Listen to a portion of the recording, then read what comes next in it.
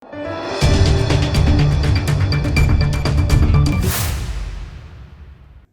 દર્શક મિત્રો, આપ જોઈ રહ્યા છો લોકમૈત્રી ન્યૂઝ. હું છું એન્કર અર્પિતા પટેલ. હવે જોઈએ અગત્યના સમાચાર. વડોદરાના એનએસયુઆઈ રાજ્યના ગૃહમંત્રી હર્ષ સંઘવી વિરુદ્ધ જાહેર રસ્તા પર નશાબંધીના કાર્ડ્સ બતાવીને ચક્કાજામ કર્યો હતો, જેને લઈને ફતેહગંજ પોલીસે ટીંગાટોળી સાથે 10 જેટલા કાર્યકરોની અટકાયત કરી હતી. વડોદરા શહેરમાં થયેલા રક્ષિત કાંડને લઈને રાજ્યભરમાં રોષ જોવા મળી રહ્યો છે, ત્યારે ડ્રગ્સના વેચાણને લઈને એનએસયુઆઈ દ્વારા રાજ્યના ગૃહમંત્રીના રાજીનામાની માંગ કરવામાં આવી હતી. પોલિટેકનિક કોલેજના ગેટ સામે મુખ્ય રોડ પર કાર્યકરોએ ચક્કાજામ કર્યો હતો અને ભાજપ હાય હાયના નારા લગાવ્યા હતા. આ ઉપરાંત નશો ભગાવો, ગુજરાત બચાવો અને ગૃહમંત્રી રાજીનામું આપોના પોસ્ટર સાથે વિરોધ પ્રદર્શન કરવામાં આવ્યું હતું. ગુજરાતમાં ડ્રગ્સ એક્ટ દારૂબંધી છતાં વેપલો એનએસયુઆઈના કાર્યકર દુષ્યંત રાજપુરોહિતે જણાવ્યું હતું કે વડોદરા શહેરમાં જે રીતે હિટ એન્ડ રનનો બનાવ બન્યો હતો, જેમાં એક મહિલાનું મોત થયું હતું, જ્યારે 7 લોકો ઇજાગ્રસ્ત થયા હતા. જે વ્યક્તિ પર કાર ચલાવતો હતો તે ડ્રગ્સના નશામાં હતો. ગુજરાતમાં ડ્રગ્સ એક્ટ છે, દારૂબંધી છે, તેમ છતાં ડ્રગ્સ અને દારૂનો વેપલો ચાલી રહ્યો છે.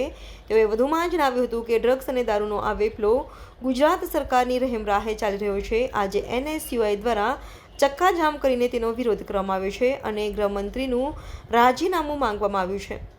આ ડ્રગ્સ અને દારૂનો વેપલો સરદાર અને ગાંધીના ગુજરાતમાંથી બંધ કરવામાં આવે. તમારી તાકાત ન હોય તો ગૃહમંત્રી તમારે રાજીનામું આપી દેવું જોઈએ, તેમણે જણાવ્યું હતું. Bureau report, Lokmaitri news, Vadodara.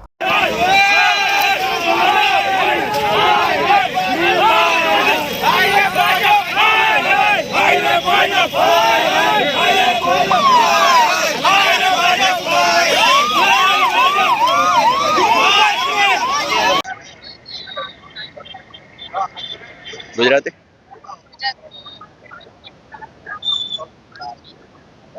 જે પ્રમાણે વડોદરામાં ગયા 3-4 દિવસ પહેલા હિટ એન્ડ રનની ઘટના બની હતી. રક્ષિત જે ગાડી ડ્રાઈવ કરતો હતો એ પોતે ડ્રગ્સ લીધેલો, દારૂ પીધેલો, નશાની હાલતમાં હતો. જ્યારે ગાંધી અને સરદારના ગુજરાતમાં નશાબંધી વાળું ગુજરાત છે, ત્યારે ખુલ્લે આમ ડ્રગ્સ અને દારૂનો વેપાર થાય છે.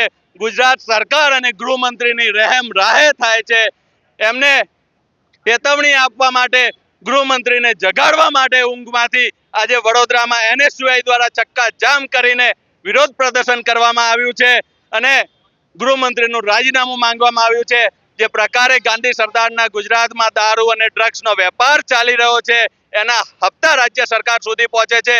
જો ગૃહમંત્રીની એ વેપાર બંધ કરાવવાની તાકાત ના હોય તો રાજીનામું આપીને ઘેર બેસી જવું જોઈએ.